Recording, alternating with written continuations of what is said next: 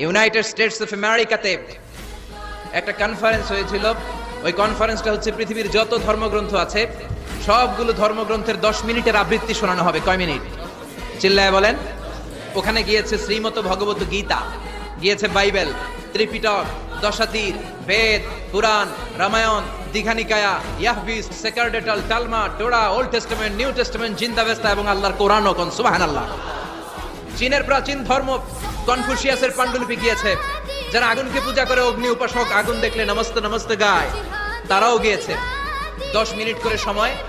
এই কনফারেন্সের উদ্দেশ্য হচ্ছে এইটা চেক করা, in order to check which book, which recitation of the holy book is the most excellent recitation ever. কোন বইয়ের আবৃত্তিটা বেশি সুন্দর লাগে। 10 মিনিট করে সময়। সব ধর্মের ধর্মীয় কিতাবের শায়েকরা, গুরুরা, ধর্মনানকরা আর ফাদাররা আর কারীরা বসেছে। বিচারকের সামনে 2টা বাটন, একটা গ্রিন